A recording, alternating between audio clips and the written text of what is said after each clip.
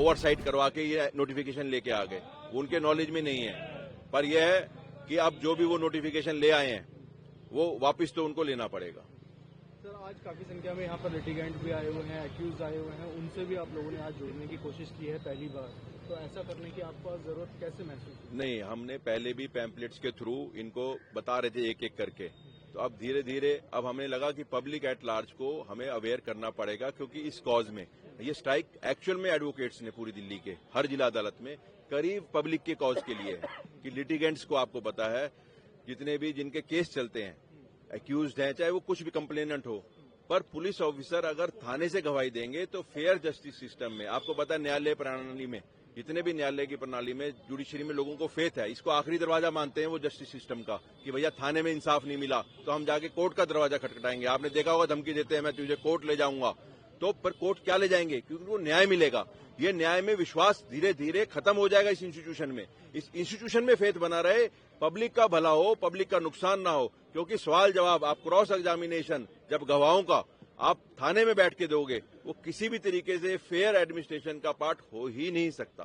Sir, कल के लिए 29 अगस्त के लिए आप लोगों ने एक बड़े आंदोलन की बात की है, बड़े प्रोटेस्ट की बात की है, तो कल क्या होने वाला है? क्योंकि इतनी डेलिब्रेशंस गवर्नमेंट के साथ चल रही है, जब उनको समझ में नहीं आ रहा है तो अब मजबूर होकर 7वां दिन होगा कल, और अगर वो आज नहीं वापस लेंगे तो कल हर सूरत में हम 30 हजारी से कूच करेंगे एलजी हाउस की तरफ, और एलजी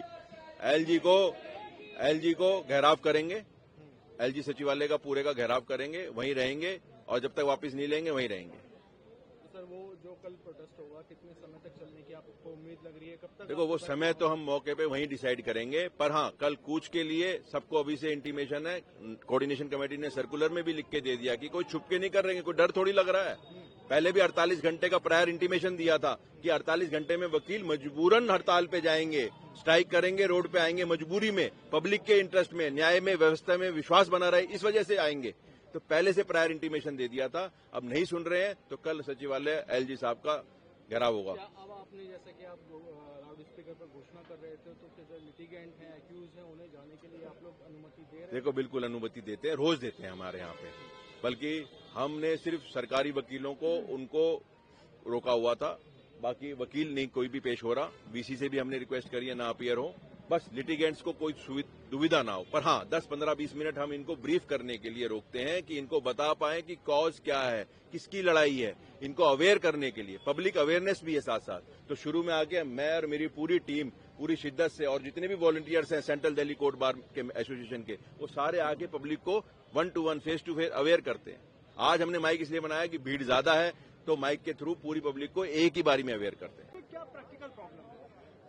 प्रैक्टिकल प्रॉब्लम ये है कि आपने जैसे बोला कि फाइल पढ़ने की अनुमति है, जब पुलिस वाले को जो अंदर बुलाया जाता है विटनेस के लिए, तब उसके पास अनुमति नहीं होती है फाइल देखने की। फाइल वो जब तक उसको अंदर नहीं बुलाया तब तक की अनुमति है, अंदर आने की अनुमति नहीं है फाइल लेकर की। वहाँ जो पूछा जाएगा ऑन द स्पॉट जवाब देना होगा। कोर्ट रिकॉर्ड वो परमिशन अलाउड ही नहीं है, अलाउड ही नहीं है वो। तो मेन मुद्दा है हमारी स्ट्राइक का कि आप वीसी के थ्रू करेंगे, एआई का जमाना है, आप चीजों को कैसे मैनिपुलेट करेंगे वीसी से लेकर के, ये चीज तो पॉसिबल नहीं है ना यहाँ कोर्ट में आकर के। आप वीसी से करिए, मेन मुद्दा यही है स्ट्राइक का। और अगर आज भी कोई फ्रूटफुल नहीं होती चीजें तो कल हम LG house all district courts के सभी मेंबर्स पहुंचेंगे, पूरा घेराव करेंगे। घेराव के और अगर एलजी साहब हमारा आक्रोश ही जानना चाहते हैं, वो कल पता चल जाएगा कि हमारा आक्रोश क्या है। देखिए, सरकार से बात हो रही है, बातचीत सीएम साहब से भी मीटिंग हुई, होम मिनिस्टर साहब से भी मीटिंग हुई, माननीय भूपेंद्र जी से भी मीटिंग हुई। तो सरकार इस मुद्दे पे नजर बनाए हुए और सरकार इसका सोल्यूशन निकालने की कोशिश कर रही है, लेकिन अभी तक कोई समाधान नहीं आया। सरकार ने हमें आश्वासन दिया है कि इसका समाधान निकलेगा, लेकिन जब तक समाधान नहीं निकलता तब तक हम अपनी स्ट्राइक नहीं छोड़ेंगे। तो कल के लिए भी सुनने में आया कि एक बहुत बड़ा आप लोग प्रोटेस्ट करने वाले हैं तिसारी कोर्ट से, कहाँ तक करेंगे, किसके खिलाफ कर रहे हैं? ये कल का जो प्रोटेस्ट है वो बड़ा प्रोटेस्ट है, वो हम 30 हजारी से एलजी हाउस घेराव करेंगे। तो इसमें काफी दिल्ली के हर कोर्ट से सारे वकील, जो हमारी कोऑर्डिनेशन कमेटी है, उस कोऑर्डिनेशन कमेटी में सारे डिस्ट्रिक्ट कोर्ट्स के वकील हैं, और हम एलजी का घेराव करेंगे सारी दिल्ली के वकील। जब से ये आंदोलन चल रहा है, सरकार में किसी न किसी स्तर से वार्ता का प्रस्ताव आ रहा है। हम वार्ताओं में जा भी रहे हैं, अपना पक्ष भी रख रहे हैं। सरकार की तरफ से भी वक्तव्य आ रहे हैं। आधिकारिक रूप से आज तक सरकार ने अपना कोई स्टैंड क्लियर नहीं करा है, लेकिन कल शाम को जब कोऑर्डिनेशन कमेटी के द्वारा एलजी के यहाँ धरना देने की बात कही गई, तो कल रात को फिर एक कॉल आया है।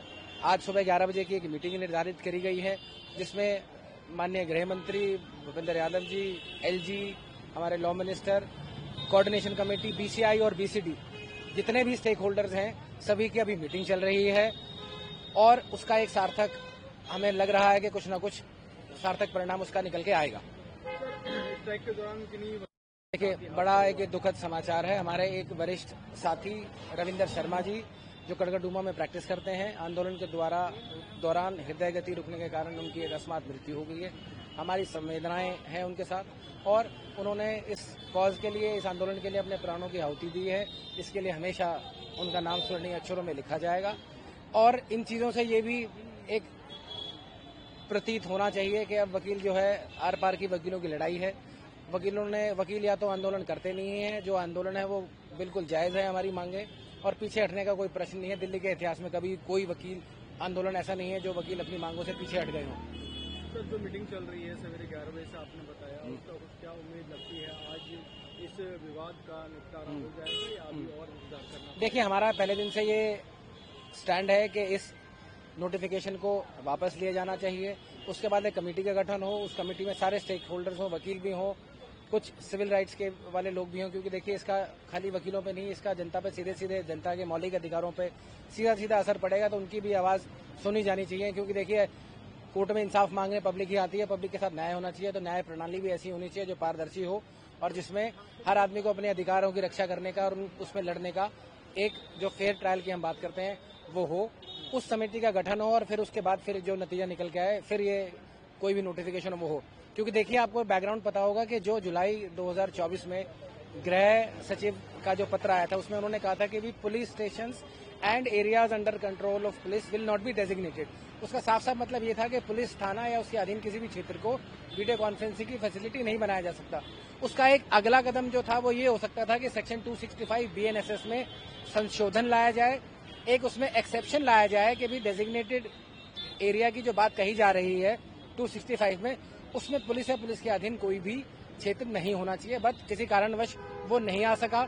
अब इस नोटिफिकेशन पर जब ये चीजें हैं, इस लड़ाई को उस लॉजिकल एंड तक भी हमारी ले जाने की मंशा है कि ऐसा एक एक्सेप्शन उसमें कार्व आउट हो कि जो भी एरिया डेजिग्नेट हो, चाहे कोर्ट में हो चाहे कहीं और हो, वो न्यूट्रल हो, किसी के लॉ एनफोर्समेंट एजेंसी के अधीन न हो, जिसमें कोर्टों का प्रभाव रहे, कोर्टों का दखल रहे और वकील भी जो उनके मुवक्किल हैं उनके अधिकारों की रक्षा कर सकें। सर, अगर आज बैठक में कोई सार्थक परिणाम नहीं निकल कर आता है तो कल आप एलजी हाउस का घेराव करने की बात कर रहे हैं। कितनी बड़ी संख्या में वकील इसमें शामिल होने वाले हैं? देखिए, दिल्ली में 1.25 लाख वकील हैं जो बार काउंसिल ऑफ दिल्ली में रजिस्टर हैं। अभी आपने देखा होगा कि जो बड़ी अदालत है वहाँ भी हजारों की संख्या में वकील आज सड़क पर हैं। आक्रोश है, युवा शक्ति भी पूरा दमखम लगा रही है। आज हमारी भी 1 घंटा मीटिंग चली है, उसमें कल की जो मीटिंग है उसके बारे में उसका यही प्रारूप जो है वो तय किया गया है कि बसें आएंगी, लोग जो अपने प्राइवेट वाहन से आ सकते हैं वो उससे पहुंचेंगे। यहाँ से हर कोर्ट प्रेमिसेस से बसों का इंतजाम किया गया है, जो सुबह 11:30 बजे सब लोग एकत्रित होंगे और एक मार्च किया जाएगा। सबसे ये भी अपील करी जा रही है कि इस प्रदर्शन के दौरान शांति बनाए रखें, क्योंकि वकील वर्ग है तो उन्होंने अपने अनुशासन में रह के भी एक पॉजिटिव मैसेज देना है। क्योंकि हम ऐसा नहीं चाहते कि कोई भी इस तरह की घटना हो जिससे ये सारा मूवमेंट डिरेल हो या इस मूवमेंट को किसी तरह का इफेक्ट पड़े। तो कल हजारों की संख्या में वकीलों के पहुंचने की उम्मीद है। हर स्तर पे वकीलों को मोबिलाइज इसके लिए किया जा रहा है।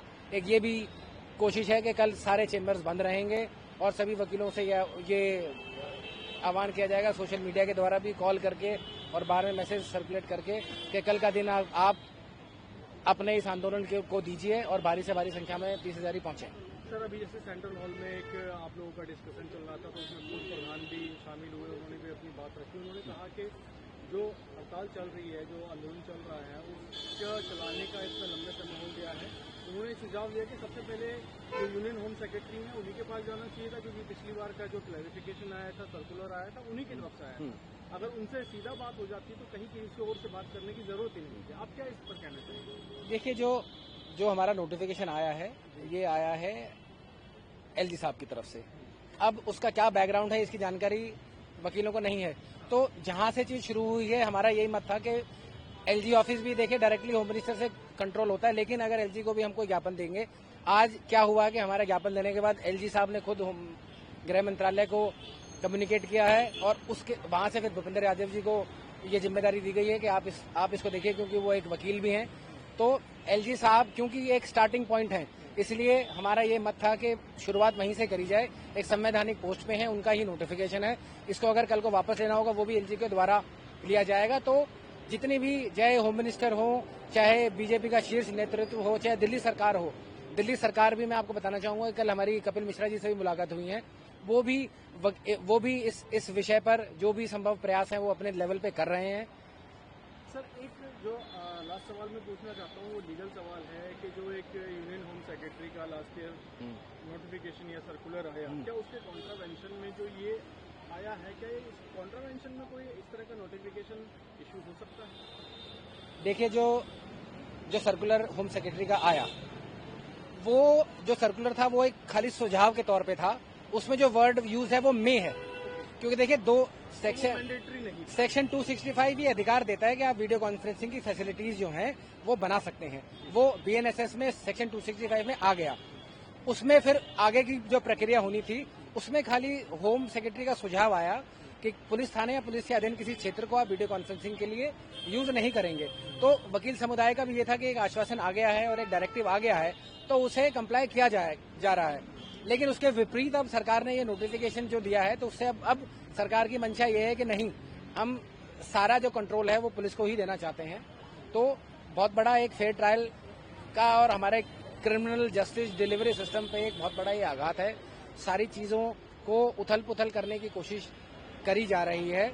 और अब लेकिन ये जो नोटिफिकेशन आया है, नोटिफिकेशन एक गजट नोटिफिकेशन है जिसका एक अपना संवैधानिक महत्व है। तो अब ये नोटिफिकेशन वापस होगा या मॉडिफाई होगा, या इसमें वकीलों की जो मांगे हैं, जो एप्रीहेंशंस हैं, उनको एड्रेस करने के बाद दोबारा कोई नोटिफिकेशन आएगा। अब लड़ाई इस पे की जा रही है, क्योंकि देखिए ये एक शुरुआत है। वीडियो कॉन्फ्रेंसिंग खाली एक चीज है, लेकिन इसके पीछे की एक सरकार की मंशा ये भी है कि सारी चीजों को कंट्रोल किया जाए। एक पुलिस स्टेट की तरफ, जैसे मैंने पहले भी कहा कि एक दिल्ली को पुलिस स्टेट की तरफ ले जाने की कोशिश करी जा रही है। लोगों के अधिकारों का हनन होगा, उसके लिए एक खाली आज की